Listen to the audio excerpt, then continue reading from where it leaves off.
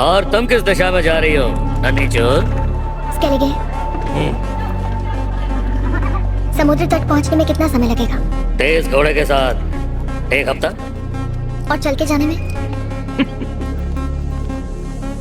तुम्हें संभल के रहना होगा बच्ची। इस जगह अकेले रहना असुरक्षित है। मतलब ये जगह भी और जगहों की तरह ही है।